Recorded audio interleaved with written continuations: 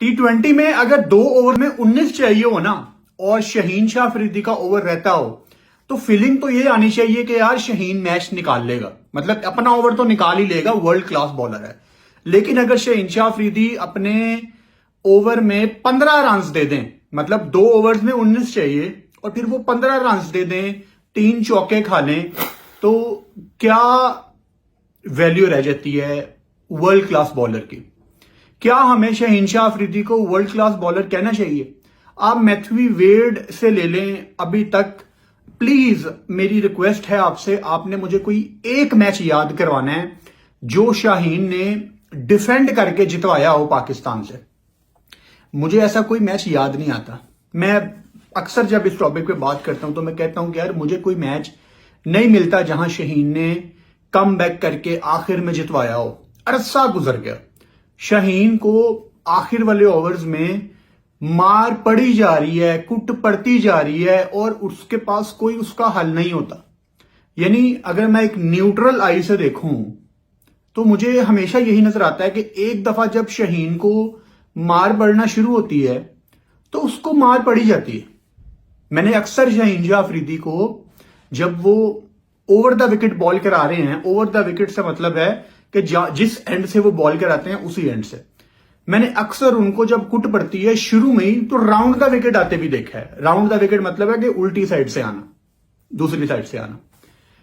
इस मौके पे जब शहीन शाह अफरीदी अर्ली ऑन अक्सर आपको राउंड द विकेट जाते नजर आते हैं, तो मैंने वसीम अकरम, द ग्रेट वसीम अकरम को ये कहते सुना हुआ है कि आप राउंड द विकेट तब आते हैं, specially as a left arm, जब आपका कोई प्लान काम ना कर रहा हो। आपको पता हो कि इस विकेट में कुछ नहीं है, मुझे कुछ नहीं मिल रहा, मेरे पास कोई डिलीवरी नहीं रह गई, मेरी कोई बॉल काम नहीं कर रही, चलो राउंड द विकेट जाके कुछ ट्राई कर लेता हूं। अगर वो इसको तकरीबन अपनी स्ट्रेंथ ही बना लेंगे कि मैंने round the wicket he ball करनी है, तो इसका मतलब है कि शहीन के पास ज्यादा प्लान्स नहीं है। ये मैं स्पेसिफिकली कल की बात नहीं कर रहा, मैं ओवरऑल उनकी करियर की बात कर रहा हूं। मैंने उनके करियर में उनको बहुत ज्यादा देखा है कि वो राउंड द विकेट बड़ी जल्दी चले जाते हैं, मतलब वो जल्दी गिव अप कर जाते हैं। अब इस बात का जो ताल्लुक है वो तो ग्रेट वसीम अकरम के साथ है। आपको उनसे ज्यादा क्रिकेट नहीं पता, मुझे उनसे ज्यादा बिल्कुल क्रिकेट नहीं पता। सो वो द ग्रेट मैन वसीम अकरम, उन्होंने ये बात कही, सो वैल्यू है उनकी बात की। क्या फायदा है इन लीग्स का? शहीन शाह अफरीदी का जो कॉन्ट्रैक्ट है, बड़ी अंदर से इंफॉर्मेशन मैंने निकाली है, 4 lakh US dollars, 4 lakh US dollars का कॉन्ट्रैक्ट है शहीन शाह अफरीदी का। 4 lakh US dollars, 4 lakh US dollars क्या कोई छोड़ता है? नहीं छोड़ता भाई, कोई भी नहीं छोड़ता, चाहे पाकिस्तान का T20 का कप्तान हो इस टाइम, कोई नहीं छोड़ता। 4 लाख कहां छोड़ने थे यार किसी ने। वर्ल्ड कप है इस साल आपका, और आपका मोस्ट प्रीमियम बॉलर, पेस उसका डाउन है, कुट वो खाता है, बड़े गलत टाइम पे उसको कप्तानी दी गई, जब उसको एक्चुअली रेस्ट करवानी चाहिए थी, जब उसको NCA भेजना चाहिए था। मैं इसीलिए आपको लग रहा होगा यार तुम क्या आजकल शहीन के अगेंस्ट वीडियो बना रहे हो। वो कल एक भाई ने बड़ा अच्छा रिप्लाई दिया हुआ था, एक बंदे ने लिखा यार तुम क्या शहीन के अगेंस्ट वीडियो बना रहे हो, तुम क्या बाबर के ऊपर बात करते हो। भाई ये पाकिस्तान के 2 सुपरस्टार हैं, इनसे एक्सपेक्टेशंस बहुत ज्यादा है, सीधी सी बात है। अब हमने शहीन के ऊपर ही बात करनी है, हमने जमान खान के ऊपर थोड़ी बात करनी है। हमने अगर बाबर नहीं खेल रहा तो बाबर के ऊपर बात करनी है ना, मतलब आपके सुपरस्टार हैं, उनसे एक्सपेक्टेशंस बड़ी हाई होती हैं, उनके ऊपर ही मार्केट में बात होती है, सीधी सी बात है। आप उनके बारे में ही सुनना चाहते हैं। आप एक वीडियो आपके सामने हो, आप साहिबजादा फरहान के ऊपर सुनना चाहेंगे या बाबर आजम के ऊपर सुनना चाहेंगे? बाबर के ऊपर सुनना चाहेंगे ना, क्योंकि उसकी मार्केट है, सीधी सी बात है।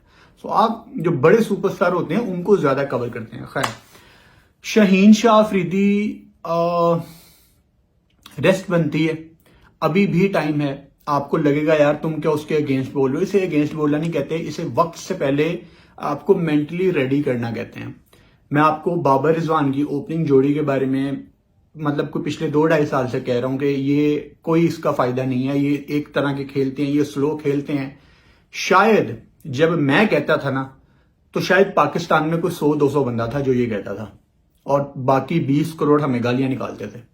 फिर आज वो टाइम आया कि अब 20 करोड़ में कम से कम कोई 19 करोड़ मानते हैं ये बाबर रिजवान को इकट्ठे बैटिंग नहीं करनी चाहिए। ये दोनों सुस्त बैटिंग करते हैं, ये T20 में अजीब ही तरीके से खेलते हैं। और खैर ये डिफरेंट टॉपिक है। उसी तरह जैसे मैंने एक और वीडियो की थी, जो अल्लाह ना करे मुझे आगे लगाने की जरूरत पड़े, कि नसीम शाह को ये PSL नहीं खेलनी चाहिए, बिल्कुल नहीं खेलनी चाहिए, लेकिन खेलेगा वो उसकी बॉडी बड़ी सेंसिटिव है, फटीग बड़ी अजीब सी बॉडी है उसकी, अभी डेवलपिंग स्टेज है, बच्चे है अभी नसीम शाह, अभी डेवलपिंग स्टेज से वो गुजर रहा है, अभी उसकी बोन्स ज्यादा मजबूत नहीं हुई। ये मैं नहीं कह रहा, ये शुएब अख्तर ने कहा था। सो उनसे ज्यादा आपको और मुझे नहीं पता।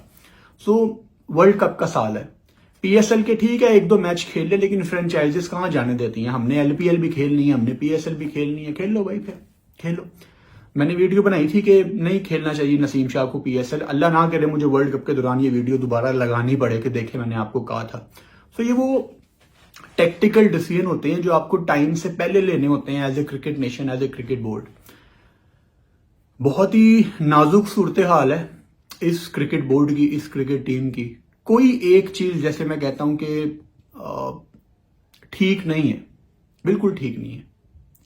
बहुत सारी चीजें गलत है, कोई एक चीज नहीं है कि आप कहें कि यार ये चीज ठीक हो जाए तो ये हमारी क्रिकेट ठीक हो जाएगी। बहुत ज्यादा चीजें हैं।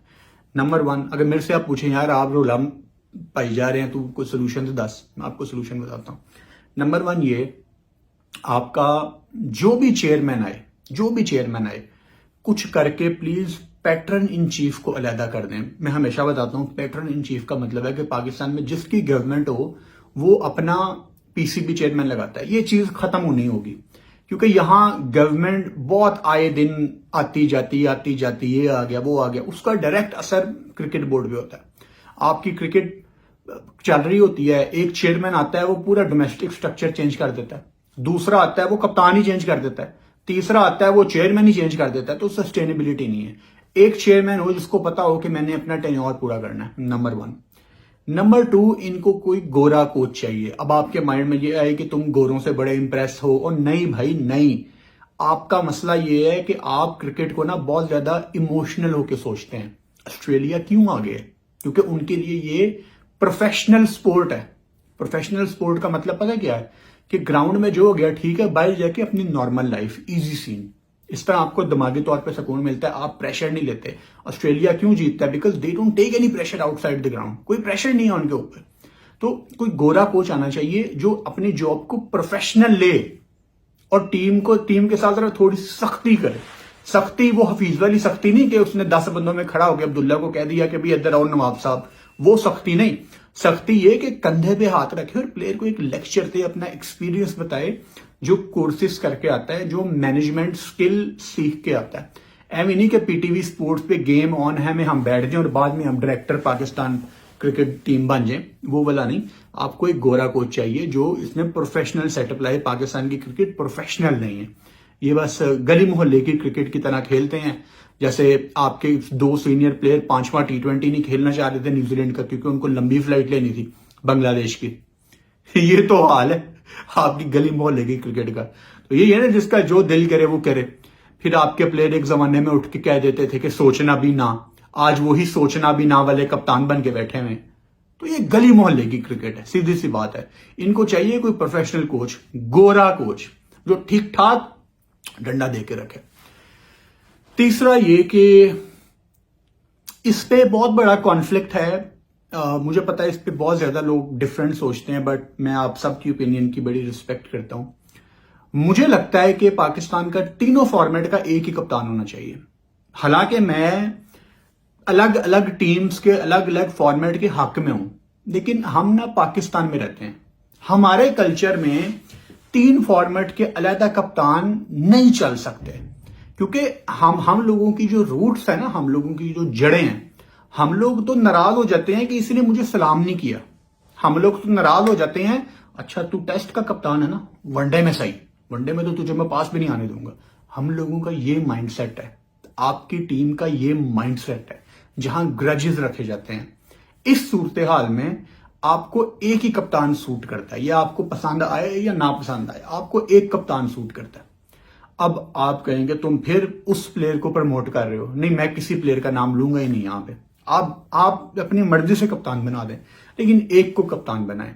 अब शाहीन अगर आपका T20 का कैप्टन है, वो टीम पे थोड़ी सख्ती करता है, वो वनडे में जो वनडे का कप्तान होगा वो तो रगड़ देगा शाहीन को फिर बदला लेने के लिए। और टेस्ट में शाहीन जब 131 पे बॉल करेगा तो जो टेस्ट का कप्तान है वो तो शाहीन को जलील कर देगा कि भाई तू क्या बॉलिंग कर रहा है। तो शाहीन की क्या इज्जत रह जाएगी उन लड़कों के सामने जिनको वो लताड़ता है, जिनको वो डांटता है। तो आपके कल्चर में ये चीज बैठती ही नहीं है। अलग अलग फॉर्मेट के कप्तान, आपका एक कप्तान होना चाहिए। 3 चीजें सिर्फ मैंने आपको बताई हैं। अच्छा, जो मैं प्रोफेशनल कोच की बात कर रहा था ना, कल मिकी आर्थर का एक इंटरव्यू है जिसमें उन्होंने कहा कि मैं पाकिस्तान को बड़ा मिस करता हूं। थोड़ा सा उन्होंने नाराजगी का इजहार भी किया कि पाकिस्तान की क्रिकेट में कोई स्ट्रक्चर नहीं है, टैलेंट बहुत ज्यादा है, लेकिन नीचे से उनको ऊपर लाने के लिए कोई बात नहीं होती। एक उनके इंटरव्यू में बात बड़ी क्लियर थी कि ही लव्स पाकिस्तान, उनको पाकिस्तान से बड़ी मोहब्बत है। और इस चीज का गवाह मैं खुद हूं। और ये बात मैं इसलिए नहीं कह रहा कि मिकी को कोच बना दो, ये बस रैंडमली मेरे माइंड में ये बात आ गई।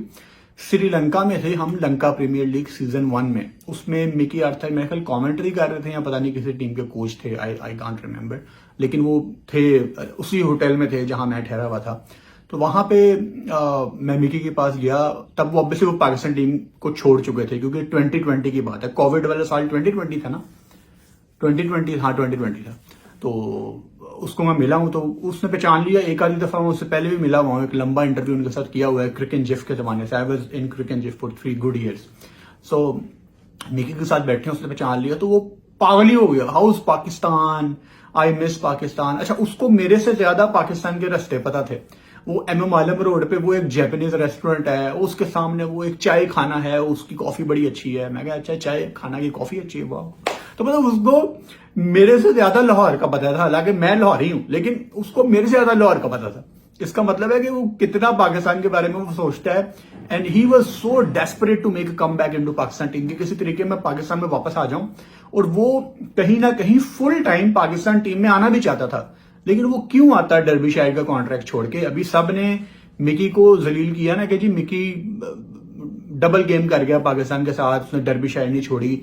यार उसको पता था कि पाकिस्तान में गवर्नमेंट का कोई भरोसा नहीं है, ये 1 मिनट में पूरी गवर्नमेंट चेंज हो जाएगी। वो सयाना था, वो समझदार था, उसने छोड़ी नहीं अपनी डर्बीशायर की जॉब। खैर वीडियो ये शहनशाह अफरीदी के ऊपर थी, बात कहां से कहां निकल गई। तो आपने मुझे कोई एक मैच बताना है जिसमें शाहीन ने कम बैक किया। और इस बात से आप भी एग्री करेंगे, मैं भी एग्री ऑब्वियसली करता हूं कि जब भी शहनशाह अफरीदी को मार पड़ती है T20 क्रिकेट में, वो कम बैक नहीं करते, चौके पड़ते हैं तो पड़ते ही जाते हैं। और अगर जिस दिन उनका वो रवि शास्त्री वाली बात, जिस दिन न्यू बॉल से अच्छी बॉलिंग करेंगे बस उस दिन अच्छी बॉलिंग करेंगे, otherwise he is an ordinary bowler unfortunately.